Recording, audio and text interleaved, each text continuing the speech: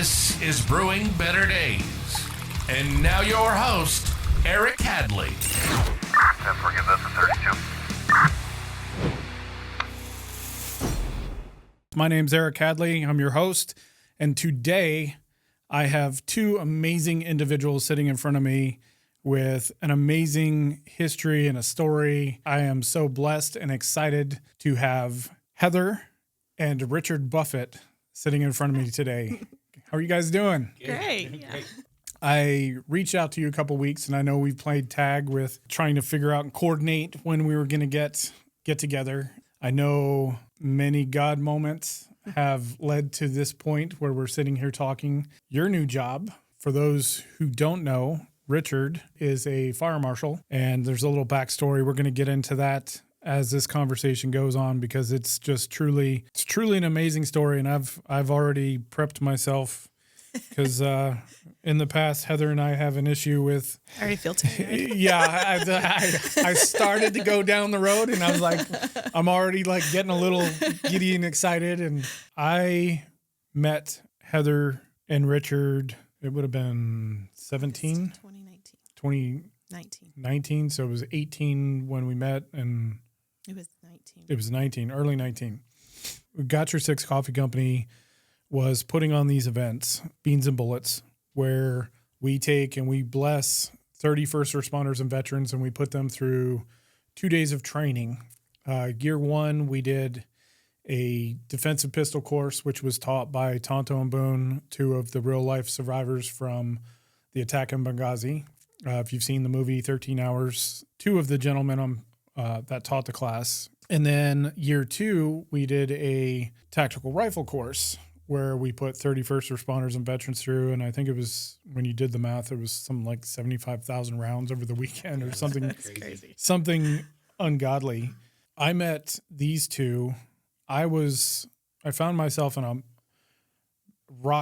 between a rock and a hard place. Part of the event is we bless first responders with the training because a lot of people don't realize that, just because you're a police officer doesn't mean you're getting high caliber training. You go through the academy, you qualify with your weapon, and then depending on the department, depending on the budgets and everything else, depending on whether you get into the specialized side of law enforcement like SWAT and everything, oftentimes individuals don't get that extra training. So, for me, when you look at society and you get law enforcement that are placed in these high stressful tension moments where they're making snap decisions that life and death, you want to have that training. You want to be stressed out in training so that when you're in the actual situation, it's not stressful and you have that foundation to stand on. So we do it to give back to them.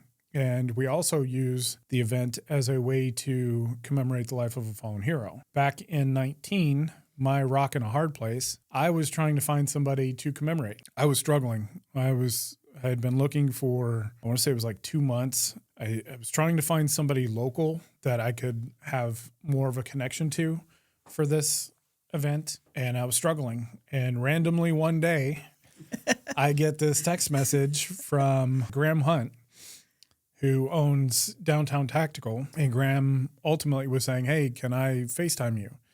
And when I FaceTimed him, the individuals that I saw on the other side of the phone were the two of you. Yep. Tell me a little bit of why you were there. Why did you end up in Downtown Tactical? So we were there because every year we generally do something to commemorate my brother's passing. He was a warrant officer in the Army. And so it was just the year that, hey, my brother loved coffee, and we saw this group, this coffee company. We were like, hey, because they were given to helping, warriors and their families. So we were like, hey, why don't we give something to that so we can help them out? Because, hey, they're in the same spot as we are. So. Which Chief Warrant Officer Jonathan Buffett, at his passing, tragic motorcycle accident, he was the youngest helicopter and fixed-wing pilot in the United States Army. Yes. And what blew my mind was that you guys were coming to give me something to commemorate him. That doesn't make sense to me, right? I want to give back to the community and commemorate and do all those things. And here you guys were trying to give me something, a complete God moment. One of the things that has really been pressing on my heart, and this is, I told you I was going to stop talking about this because I wanted to share this here. For several years, ever since the beginning of Got Your Six, the first year we had a marketing agency that took us under their wing and they were helping us out. We had 7 individuals and they were doing everything. I am not a marketing expert. At that point, stereotype me as an engineer, duct tape and hammers kind of guy. And so... Big Navy wrenches. Yeah, heavy. I trusted them because they're the subject matter experts, and especially this group because they were voted number 1 agency in a very, very top 4 market. I deferred to them, and they were doing everything. It was amazing, and I would come to them with ideas, and I wanted to talk about God, and I wanted to do other stuff, and I was told no. Let's not talk about that topic. And then fast forward, dealing with 2 other agencies or individuals that I was kind of told the same thing, not to steer away from talking about God. Fast forward, I am doing all the marketing stuff now, and I'm not going to outsource this. Something that has been weighing on my heart over the last several years has been to share my trials and tribulations with Got Your Six. If you look at Got Your Six right now, the social media side, if you look at the history, it's primarily been sunshine and rainbows, all the positive, good stuff, right? On occasion, we dealt with some topics that were not so positive, but for the main tone of everything has all been, I want to be positive, upbeat. The Bible says your tongue has the power to speak life or death. Right. And so I've been struggling with that. And then we ended up taking a 15-month hiatus away from social media just because as one-man bandstand, I can only juggle so many balls. After taking that hiatus for about 15 months, we started back up with social media on March 1st, a couple weeks ago. One of the things that I believe I've shared it with you guys back in the day, I try to live my life by a set of priorities, and I try and keep it biblical with God being my number 1, relationship with God and getting into the Word and doing that. Scripturally speaking, Jamie's my number 2 priority, kids, and then everything else. One of the things I've been doing, Jamie and I have been doing this year, is we're making a conscious effort to every 2 weeks go out on a date. And this was a couple weeks back. We didn't do Friday. It ended up being Saturday. Saturday was crazy. I had to basically spend a large portion of my day at the shooting range qualifying for church. And Jamie was home, and Jamie's doing Jamie's thing, the TikToks, and she's sending me TikToks and Instagrams. And I get home. She said, "Have you had a chance to see what I sent you?" I said, "No, not yet." I'm scrambling to try and get ready for the date and get cleaned up because I sweaty and smelled. And we hop in the car. We were going to see the movie Ordinary Angel. And I told Jamie that I just needed to vent. I needed to data dump some of the stuff so that Jamie could understand where my headspace was. One of the things that I spoke about was I feel like God is telling me to share my story, both the highs and lows and all the God moments that have been throughout the journey with Got Your Six. When I told her that, she said, "Well, has God given you a sign yet?" Because God talks to me not audibly, but he'll put things in front of me that are just off the wall ironic that like, okay, it's weird. Like I was going to say the first couple of times, it's weird, but when it gets to the point where it's happening so much and you're just like, there's no way this, and then you're like, I'm to the point where I believe it's, there's too many things. And so she asked me the question, do you have a sign yet? I said, no. We went, we watched the movie. It was a great movie, faith-based movie. We get home. I finally had a chance to scroll through some of the messages. And so the first thing that she sent me was from this gentleman on TikTok. And he's talking about why he believes and how he believes and the things. And he said, I've gotten to the point where like, I don't care. I don't care if it affects my business. I don't care if people unfollow me. I believe this with such conviction that I don't care. Mm-hmm. And then he said, I am filled with hope and joy, and you can't touch me. And he made the illustration. He was like, I have access to an eternal stream of hope, joy, happiness, and everything. And if I am around people that are thirsty, why would I not take my cup and go fill it and give to them? And then I can go back and get more. And Right. And so I'm sitting there, I'm instantly like choked up, and I'm like yelling for Jamie. She came in. I said, you asked me if God had spoken. He spoke through you. The first message, and then when I turned it back and when I put it into context, you could just see like how everything just pieced together. So I am all about sharing the message.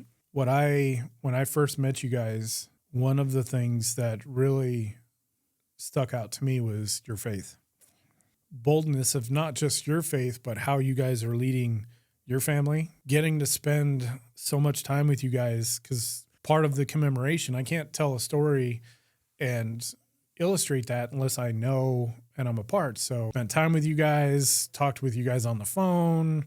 We did the FaceTime stuff. Drove all the way out to your home. You guys took me all over Houston, Missouri, and we went to go see church camps that you and your brother grew up in, and got to meet your parents and have lunch. And it was just amazing. And that jumped off the page to me, was that your faith. And that's one of the reasons why I wanted you guys to come here, because we have the ability with the podcast to talk about anything. There's an amazing story that I think needs to be illustrated. One of the things that I learned about you, Richard, was that you had hopes and dreams that you were proactively working towards. Heather told me that you had this dream to become a firefighter and then to become a police officer, so that you could then go on to become a fire marshal being your ultimate goal. And as you sit here in front of me, holy moly, it's finally here. Yeah. And so back in the day when Heather told me this, you were already a firefighter. When your brother passed, that really affected you. And I'll ask Heather, like, can you kind of put to words some of the things that you told me back in the day, how it affected him and how it impacted you and the family and everything else? He was stuck. That's the best way to explain it. Grief is a powerful thing. Grief is, unless you're walking that road, you don't know how to handle it. Mm-hmm. And when you handle the grief of one thing, it might be completely different how you handle it for something else. Mm-hmm. John and Rich were extremely close. Right. And so when we got that call, it was August 28th. It was a Sunday morning. It was 5:30 in the morning. And we were youth pastor at a local church here. We were at Ozark. Mm-hmm. And one of our girls had stayed over that night, and my phone had got left out on the couch. And she came to something woke me up. I just knew something had gone on. And I couldn't hear it. I didn't know what it was. Well, okay, I'll just flip back over and go to sleep. And she came to the door and she said, Mama, and all my youth group called me Mama. She said, Mama, your phone went off. And I said, oh, it's 5:30 in the morning. Who's calling me? And I kind of looked at it, and it had a missed call from, it said Mom Buffett, which just meant that was their house phone. And so I was like, well, I'll call him back in a little bit. And then I thought, well, 5 o'clock in the morning, that's a lot.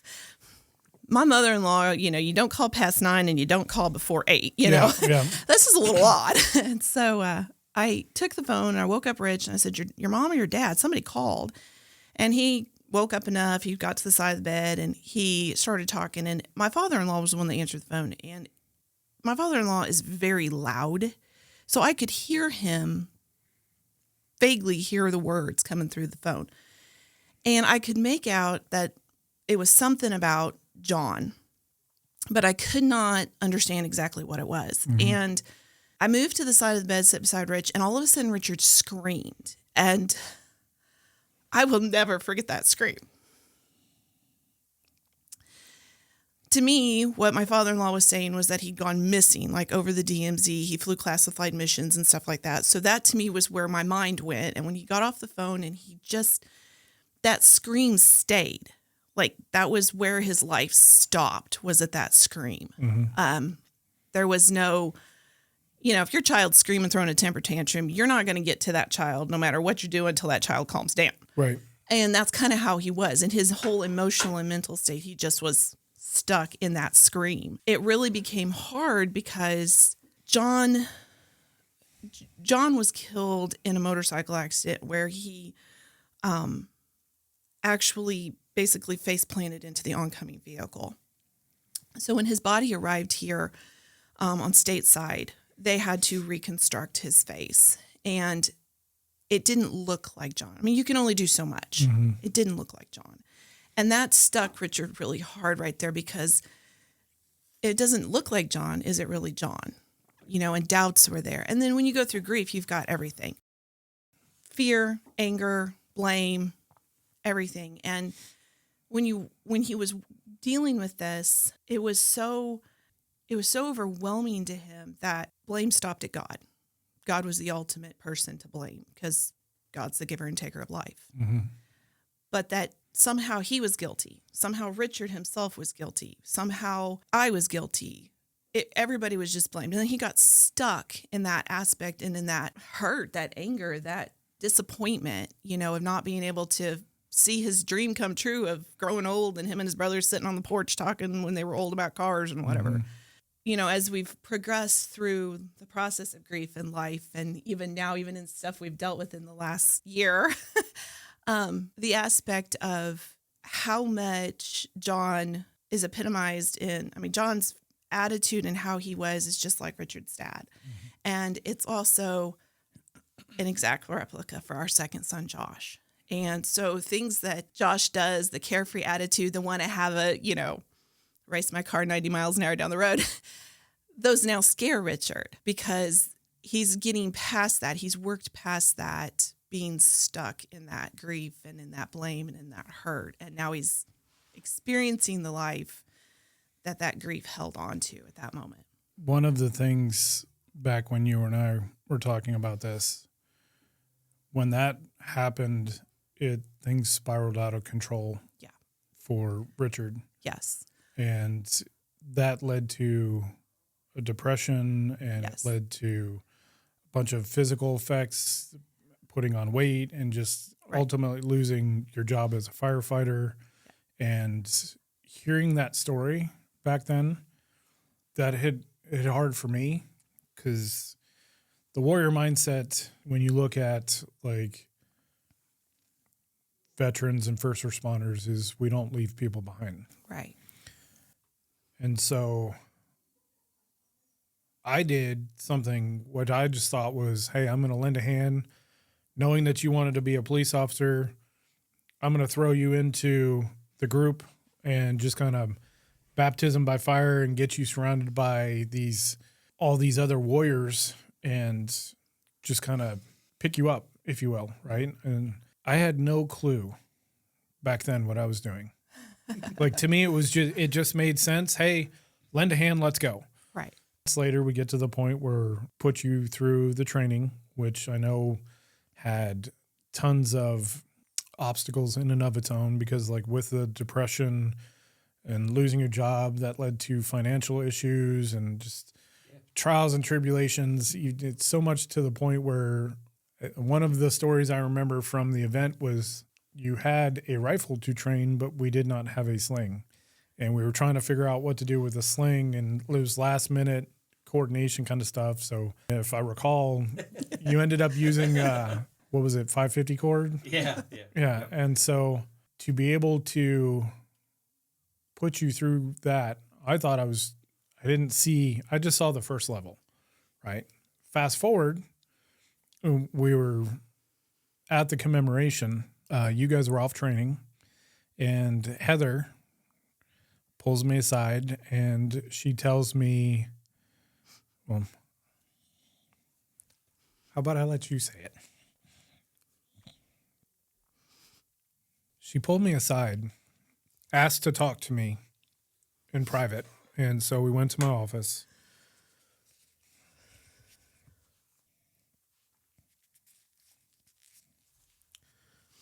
Went to my office. And she proceeds to hand me this balsa wood frame with a photo of you. The picture of you was decked out in bunker gear from firefighting. This balsa wood frame is just a simple frame that you would get from like Hobby Lobby or something. But all the kids had drawn on it. It was an octopus and a cross and other stuff. And on the back, it was inscribed from Heather. And she said, "Thank you for giving me my husband back." I had no clue what that meant. To me, it was just, like I said, grab you by the hand. Let's go. We're not done yet. Fast forward, the event was a success. Everything I wanted to accomplish from that event was accomplished. And then the crazy part happens. It was, 6 months later? 5 months later?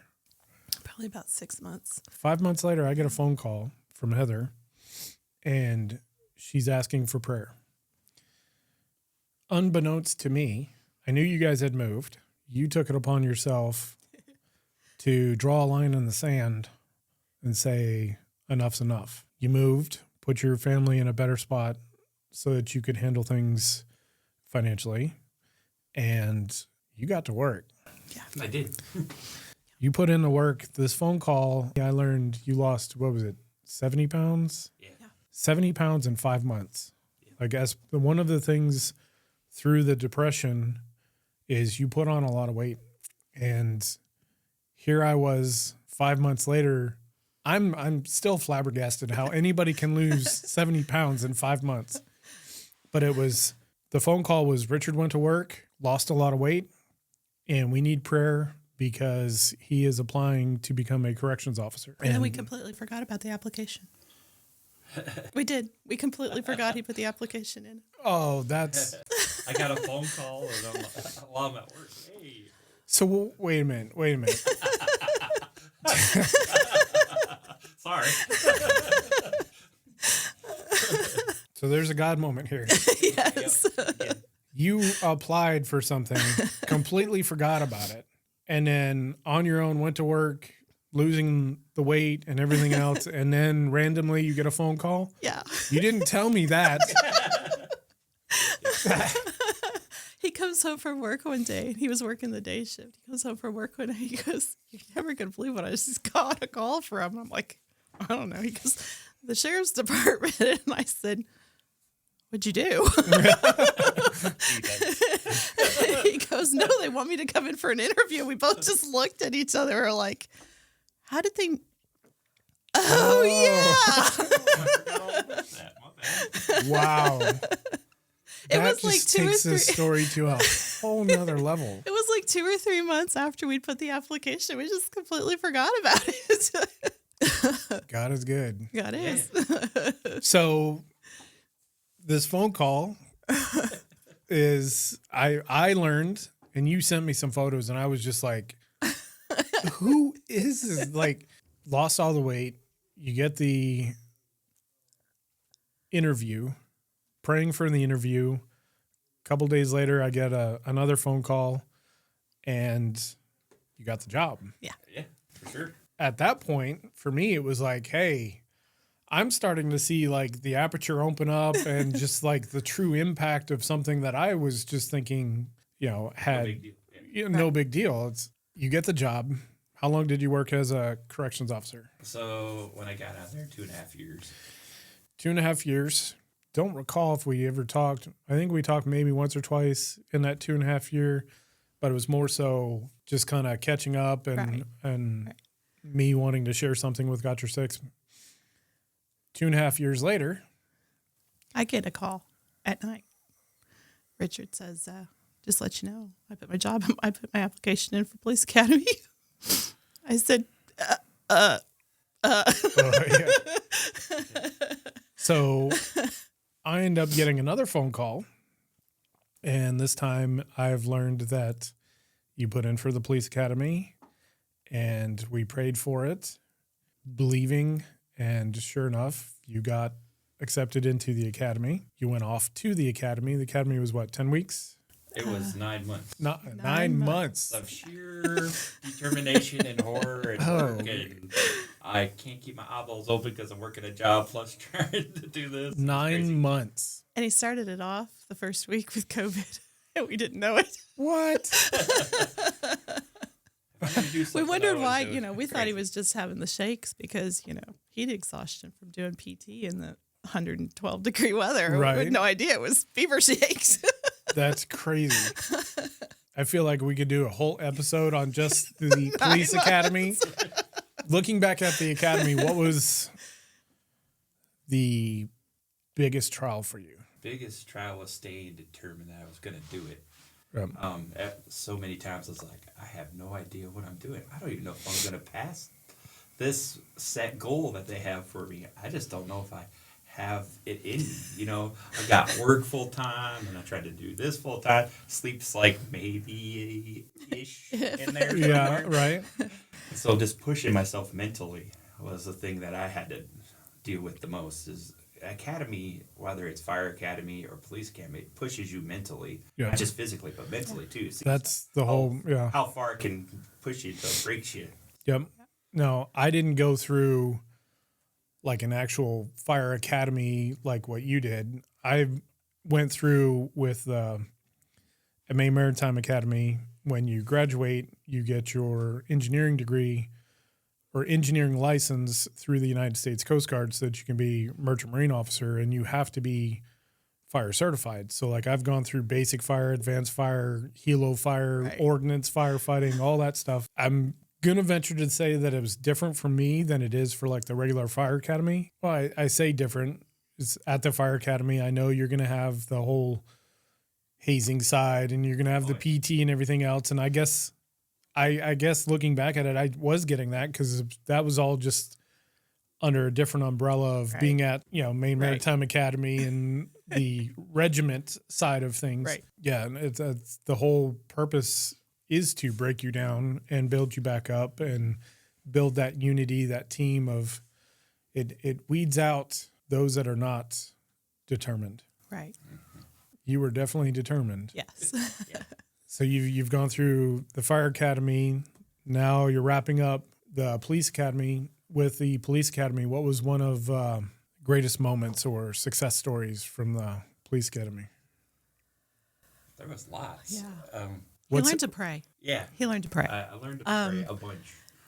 He's always said, anything we can get through, Mama prays for it, we're good. And I'm like, that's a lot of burden here. But he learned to pray. He'd come to me and he'd be like, hey, Heather, I need you to pray. I got this test tomorrow, or it's a pass or fail on our driving, and I'd be like, okay, you're going to pass. No, I don't have, what are you asking about? I already know you passed. Yeah. And he'd come home and he'd be like, man, that day they took their driving test, he could not, the day before they practiced, he could not get it down into his little, 90 seconds or whatever he had to do the run I had to do it in under 3 minutes. Yeah. And I was hauling. It was not slow at all. And straight away, 90, 100 miles an hour, just then hairpin turns at the end and all that. It's not Gran Turismo, is it? This is real life. Yeah. You mess up, you're done.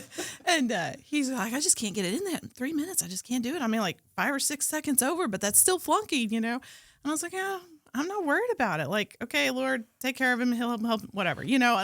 Half-hearted prayer, because I'm like, I don't have a problem. You're going to pass, And he finally, I think that was probably one of his first episodes where he was really he came home and he was like, man, Heather, I was praying all morning, and finally it came up to my turn, and I was just like, just let me be 10 seconds under.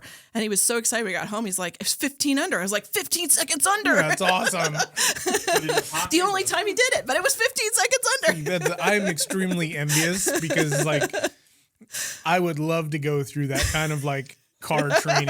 And, being the car guy that I am, Lucas and I, my mother bought Lucas a PlayStation last year, and part of me when she did it, I was just like, man, I don't want to deal with it. I don't want to deal with all of that. But I spun it into a positive, right? And so I was like, all right, if we got that, then I'm going to control what games we get. Right. So I allowed him to pick a game because he had money saved up. So he picked the Madden, and we also got Gran Turismo 7. And so one of the things that we've been doing, father-son bonding stuff, is we've been racing Gran Turismo, right? And we started out with the controllers and whatnot, and fast forward for Christmas, Santa was nice enough to drop off the steering wheel and the pedals. So after Christmas, Lucas used his money to buy the stand to mount the steering wheel and the pedals, and he also got the stick shift for it. It was hilarious. Like, I've grown up doing Gran Turismo. You're looking at a guy who, like, in college at Maine Maritime Academy, I would do morning muster, and I'd get back to my room, and I'd just be like, I think I'm going to take today off. And like, I'd take my shirt off and hang it up, and I would literally sit there and do like a 500 lap race, right? And you'd be racing all day long and be like, oh, it's lunchtime. Pause, get up, go. It was cool because when we got it all set up, I'm behind the wheel, I'm driving. We had, what was it, a Z06 Corvette that we're building our car collection, and we'll race enough to get enough money, and then I'll buy a car, and then we'll race more, and not only we'll get the car, but then we'll soup it up, fix it, which is a great father-son moment because I'm over here teaching him, what turbos do and suspension and all that, and then we'll race some more and get money, and then he'll buy a car. So we go back and forth. I'm driving, tricked out Z06 Corvette at Willow Springs, and where it comes up and it goes up, you come down a hill, take a turn, you're going uphill, and then it's got like a little dip before it jumps over. And you don't feel it in the controller when you're doing it in the controller. But I'm driving, come down, and I'm just, as I come, I know the track, I know I can go wide, so I'm like full throttle, thinking I've got this. I hit that little whoop-de dip, and the whole steering wheel just like, it literally as if for in real life when the car leaps and the suspension dropped and there's no steering underneath, the whole thing, I'm like in donuts and off in the dirt and everything, and Lucas is over there, is like, oh yeah, I thought you were a good driver, and I'm like, yeah, you wait your turn. So like next time he went around and he spent all of it, like he's off in the dirt and everything. But now, and I won't necessarily say I will admit this to him, but little turd burger's like running laps. Like literally he's beating me. Anyway, yes, I'm envious of the fact that you've had that training because I would love to get that myself. So you graduated police academy and you went to work. Where'd you go? So out of academy, I was a road deputy with Henry County for about 5 months. Got injured, slipping on some ice, broke my ankle. So I got cooped up back in the jail again, running the bubble. I was a corporal then because they're like, hey, you're deputized, you can be a corporal. There you go. Cool. So I got my own crew I'm running. And the jail holds like 128 inmates. So yeah. So you're now officially a police officer going, how long were you? You're a police officer, and I want to say it was like a year and a half. No, he graduated in December and then broke his ankle in February and then got back. He was in the jail till June. Is that when things started? yeah. June, July timeframe. Well, fast forward. I'm sitting there one day and I get another phone call. And I look down and it was Heather. It's odd that I'm always getting these phone calls from Heather. Why aren't you calling me, sir? He's doing all the work. I just got to relay the message. Yeah. Working my rear off. Yeah. So I answer the phone. Heather's like, hey, we need prayer. And she explains that you have applied for a fire marshal position. Mm-hmm.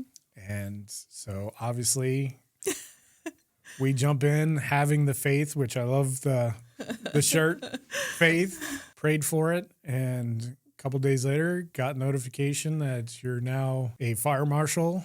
And this to me, I absolutely love you guys. I absolutely love that you have not quit, that you've not given up. You've busted your rear end. You've literally fought through some of the hardest things anybody could ever do. And not only have you fought for that stuff, you are an inspiration to others. I know your kids see it. You have an amazing set of youngins that are just, last time I saw them, they were like itty bitty. Now I'm surprised they're probably starting taller than I am. But I just want you to know that you're an inspiration. You have strength.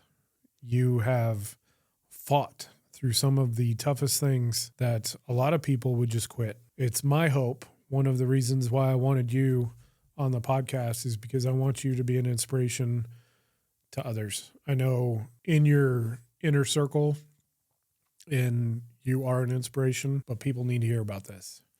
They need to hear about how you can be resilient through the tough times, how you can lean on God. And at the same token, on the flip side of this, I see within society is the breakdown of the family unit. What you've done for him, like you're his rock. For sure. Without a doubt. Yeah. And we are made to do this as a team, right? Yeah. God's designed us so that it's husband and wife and we can lean on each other and be able to do that. We're not here to do this alone, right? We're designed on purpose, with purpose, for purpose. So I just wanted to share that story because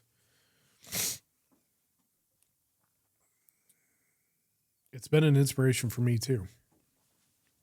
And going back to something we were talking about in the beginning, God's telling me to share the story. I've always hid that part. I've hid the fact of the tough moments and the things that I'm fighting through to try and get this grand idea that I have of got your six off the ground so that, we can sell coffee and use the profits to go help people. Just want to say thank you. And I wanted you to know that I am extremely proud of you. You have shown me things that I never thought I was going to see. So, you, sir, are awesome. Thank you. So what's next? So get down my groove. I've been beat up lately with a lot of fatalities. This is the time of year where that stuff picks up. Yeah. So working through that, learning how to deal with that stuff. And then just try to find my groove as far as find a specialty that I'm good at and kind of bounce on that and get good at it. My captain that taught me and was my FTO wants me to eventually be some kind of leadership. He said that in his eval at the beginning of the year, is FTO or a sergeant or something like that. So maybe work that direction. Man, these guys are so awesome, and I pale in compared to those guys. Those guys are always so amazing. Humble. He's always so humble. The thing about Richard is that he doesn't see his value. And there's times when I love you men to death, but a woman can only do so much, Sometimes you need that validation from the men around you, and you need to have that boost of confidence that you're making it, and it doesn't matter how many times I say, oh, you're great, you're doing this fine, you're just great, it won't make any dent in, well, I really feel like I'm not succeeding, And then he just went to some arson training up in Kansas City, and the last day of training, the actual state fire marshal was there, and then his deputy chief. And they all kind of were talking. They had pulled him over to the side, and he's like, well, I just got off the phone from so-and-so down at such and such fire, and they're complimenting you, they're really impressed with how you're working with them. And he's like, well, that just boosted my self-esteem. And he's like, I was really worried that I wasn't doing a good job. And the assistant deputy says, dude, if you're not in my office, you're great. When are you going to realize? I feel encouraged to tell you to act boldly in your faith. Know that you're here on purpose. Think of all the stuff that you've had to go through to get to this point. Yeah, sure. Right? You're here for a reason. And you talk about God moments. I have to tell this story about when he was going through the process of trying to find out if he's going to get the. First of all, the whole idea for him to actually be in the fire marshal's office is a God moment. One of the guys he works with, one of the deputies, like the entire department knew he wanted to be a fire marshal. He was kind of ribbed about that in academy. You know, you have the police, you have the fire department. That line crossed in between to be both is a little scary sometimes, you know. But he's kind of ribbed about that. So he gets onto the department and he's already broken his ankle and he went ahead and took the job in the jail itself. And a deputy came up to him and he said, hey, dude, I work with so-and-so and he's a captain in the fire marshal's office. I gave him your name and number. Expect a call. And we're like, okay, yeah, nothing's going to come of that, you know. Because by all standards, when you look at the paper, he doesn't meet every qualification. Some things could be gray area, but he doesn't really meet all the qualifications. And his captain, his FTO, which he is actually the one that hired him, he was like, he calls him and he talks with him and he says, put your application in. I want to see all this stuff, you know. And so we did. And he goes through all of it, you know, and he tells him, he's like, we're starting a new training program and I'm the head of it. And I really want to take you for an example because I really think that you can actually do this. Okay. You know, and there's still the boards to go through and different things like this. And, here we are. We've moved to my mom and dad's property. We're in the middle of building a house. The aspect of him getting on as a fire marshal is we have to move. I'm done. I've lived in the RV long enough. I want a house. The kids are settled in. We've got a great church family. I mean, we literally like maybe 3 weeks before this call just had a whole group of guys out working on the house, putting up the roof and stuff like that from our church, you know. He's talking about we have to move. And I was like, oh, okay, well, you know, all right. And it really was a struggle for me. I mean, I don't know why. It was one of those things that just really hit me hard. Hit the kids hard. I was out, you know, we went out by myself one day and I just prayed and prayed and prayed. And I was like, Lord, you got to change my heart. He's my husband. I got to follow him. You know, I can't make it what I want it. You got to change my heart. And I was like, okay, I'm surrendered, whatever you want it to be, whatever it is. And I went and I sat the kids down and I said, listen, Daddy's fought for this long and hard and God has opened this door. So we have to support Daddy. I mean, it's not something that's, there's just no question about it. There's nothing we can fudge on this. You have to just respect Daddy and be willing to go. And so the kids all agreed. They understood, you know, and so we went and we sat Richard down and I said, okay, babe, here's the deal. We don't want to move.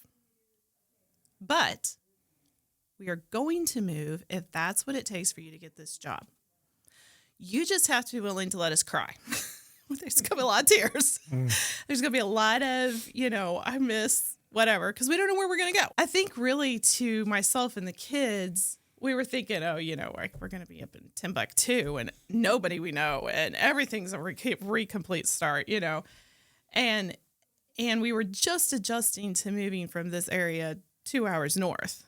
And so he said, well, okay, I was going to let you know that we were just going to do it anyway. You know, if that's what God opened that door, I was just going to say yes. And I didn't, not to be mean, but I didn't really quite care what you thought. You know, we were going to take the job. And I said, well, you just have to be able to let us cry. And he said, okay. And at that moment, his phone rang and it was the FTO that wanted to hire him. And he said, I just calling to let you know that I've been talking to the higher ups and you don't have to move.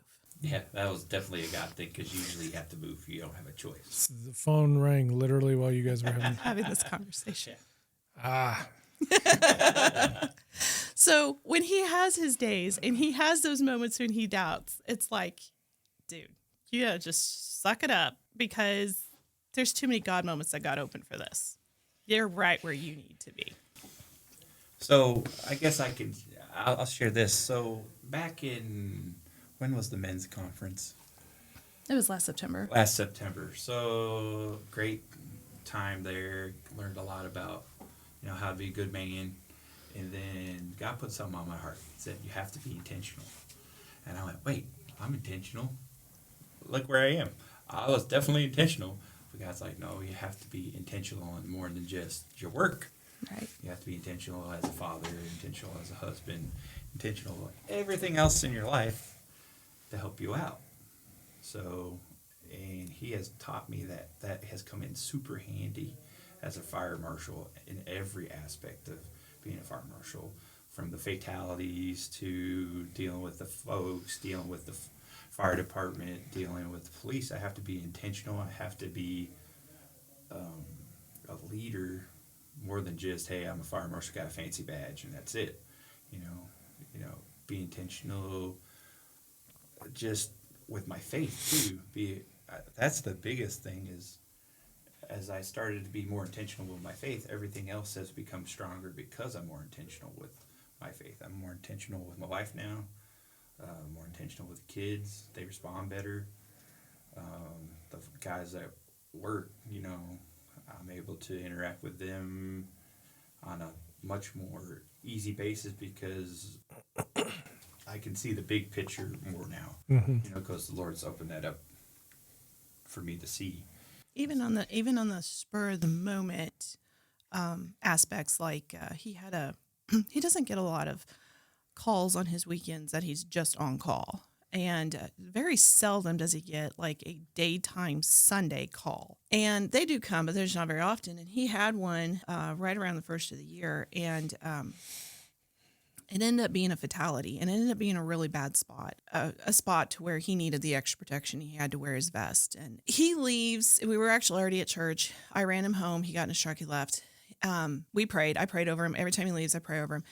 But I went back to church thinking my husband's going to go to this place. He's going to wear his vest, his gun. He's going to, whatever he needs to do with his fire investigation. When he gets home at probably about 3, 4 o'clock that afternoon, he was telling me about this fire investigation and how the fire was so bad that the house collapsed in on itself. And it was a fatality. And when they found the body, it was a very precarious position to have to retrieve the body. In that spur of the moment decision in order to retrieve the body, he said, well, I went out on the burnt floor beam that was about to collapse. And I said, okay, in my mind, like, I'm not like really grasping what he's trying to tell me. Mm-hmm. And he said, no, like, it had already collapsed. It was already broken. I was standing there and I had the firefighter above me, and he was holding on to the window. So if the floor went ahead and collapsed, he could get out. And I said, okay. I was like, well, in my mind, I was still thinking, he was protected. He was wearing his vest and everything. He said, no, I didn't put my vest on. Well, his wife, that didn't quite set very well. And I was like, why not? And he said, because it's my new vest and we actually haven't broke it in yet. It's not like set for him to just slip it on. I said, oh, okay. Well, I'm glad you told me this 4 o'clock in the afternoon, not when you left, His mindset was, I'm not protected. He told me this. He was like, my mindset in that minute when we found that body and I needed to retrieve it was not, oh, well, I need to be safe. I need to, protect myself. My thought was, I don't know about this firefighter's eternity. I know where I'm going. I know my wife and my children are taken care of financially. I'm the one going out there. I'm retrieving this body. So if something happens to me, it doesn't matter. I know where I'm going. He's got a chance to retrieve eternity and eternal life. Mm. And so even in the intentional in that, even the split moments has just been improved and so much more in the last couple months with intentional and faith. I cannot wait to see what the future has in store for you guys. Seems like every time I get a phone call, it's something amazing. Out of all the scriptures, which one do you have a favorite? It's all good. Every bit of it. Love the Brotherhood. Yep. Love the Brotherhood. Romans 12. Yep. Romans 12. Do good to them that hate you. The one that speaks most to me, that I think is my favorite, is probably Isaiah 6:8. For whom shall he send me? I think mine's in 1 Corinthians 15. Paul says, I am what I am. But by the grace of God. Qualify the unqualified. I feel like we could sit here the rest of the afternoon and just have all kinds of amazing conversations, and there's always so much to talk about. I don't want to take up too much of your time for this, so it's been great talking to you guys. Like, I miss you guys. I wish we were closer. I am in my own personal attempt trying to surround myself with more like-minded individuals, and anything that I can pray for you guys. Just that God gives me a accepting mind of the things I have to see all the time. The public in general doesn't really realize what law enforcement, military folks have to see on a daily basis, Yeah. and that can affect you. That can debilitate you if you let it. It's just that God would give me the ability to accept that what I have to see is what I have to see, what I have to do is what I have to do. That God would use his experience with grief to help the others. I definitely pray a hedge of protection over you and everything that you have to deal with. I have the faith and I trust Jesus has a plan. Yep. Thank you, everybody, for joining us today. My name's Eric Hadley, your host. Amazing guests today, Heather and Richard Buffett. Hope you guys enjoyed this. If this resonates with you, or if there's somebody that you feel needs to be inspired, I ask that you share this with them so that they can hear this story, have some hope that they can go off and climb out of whatever situation is that they're dealing with. This has been Brewing Better Days, the Coffee Shop Talk podcast. Have a great day. God bless. You've been listening to Brewing Better Days. We hope you've enjoyed the show. If you did, make sure to like, rate, review, and subscribe. We'll be back soon. But in the meantime, hit us up on Instagram at Brewing Better Days and check the website at www.brewingbetterdays.com. Hey, life's hard, but it sure is easier with a nice cup of coffee. See you next time on Brewing Better Days.